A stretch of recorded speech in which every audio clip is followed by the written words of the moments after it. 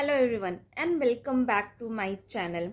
जैसा कि थंबनेल देख के आप लोगों को समझ में आ गया होगा कि मैं कुछ प्रिकॉशंस शेयर करने वाली हूँ। अगर आप डीएचए फार्मासिस्ट एग्ज़ाम के लिए प्रिपरेशन कर रहे हैं और आप दुबई में एज अ लाइसेंस्ड फार्मासिस्ट काम करना चाहते हैं तो ये चीज़ें जो मैं आगे बताने वाली हूँ उसको आप ध्यान में ज़रूर रखिएगा।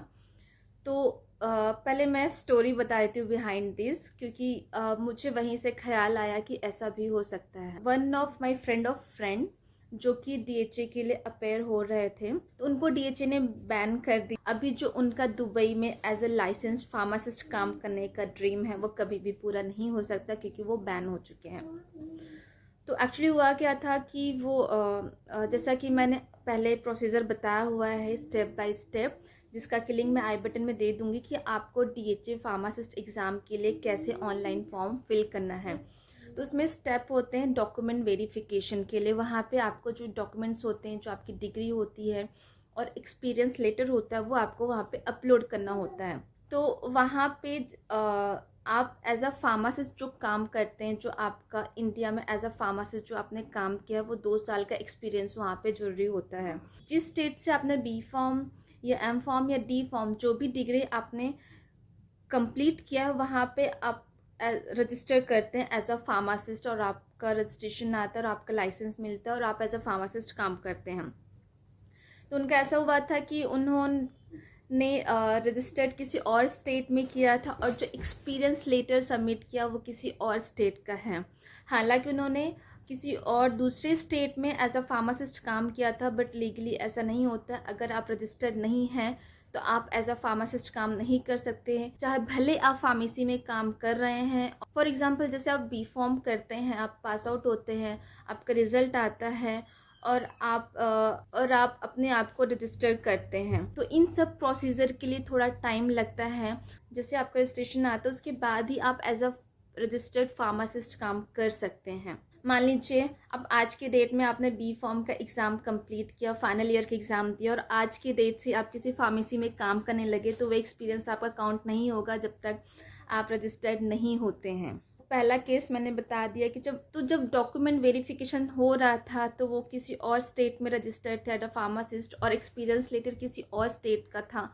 ऑब्वियसली ऐसा पॉसिबल नहीं है। तो इस वीडियो को बनाने का मोटो यही था कि अगर आप डीएचए के लिए सीरियसली प्रिपेयर कर रहे हैं तो कुछ चीज़ें आपको दिमाग में रखनी पड़ेगी, नहीं तो आपका जो ड्रीम है दुबई में एज अ लाइसेंस्ड फार्मासिस्ट काम करने का, वो कभी भी पूरा नहीं हो सकता है। तो अगर आप रजिस्टर नहीं है और आप किसी फार्मेसी में काम कर भी रहे हैं तो you are not working as a pharmacist. जो वहाँ पे फार्मासिस्ट की हेल्प के लिए जो लोग होते हैं, you are working like that only, you are not working as a pharmacist. तो ये चीज़ें आपको ध्यान में रखनी है। और जैसा कि मैंने बताया कि अगर आपका बी फॉर्म आज कंप्लीट होता है या आज के डेट में आपका रिजल्ट आता है, तो आज के डेट से आपका एक्सपीरियंस काउंट नहीं हो सकता, चाहे भले ही आप किसी फार्मेसी में काम कर रहे हैं।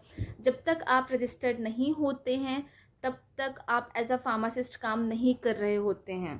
तो जब आप अपना डॉक्यूमेंट्स अपलोड करते हैं डीएचए की साइट पे, तो वहाँ पे आपको बहुत ही केयरफुली आपके डॉक्यूमेंट्स अपलोड करने हैं। जो मैंने डीएचए फार्मासिस्ट एग्जाम के लिए फॉर्म कैसे फिल करना है उस वीडियो में मैंने आपको एक स्टेप में बताया था, जिस स्टेप में आपको डॉक्यूमेंट्स अपलोड करने होते हैं।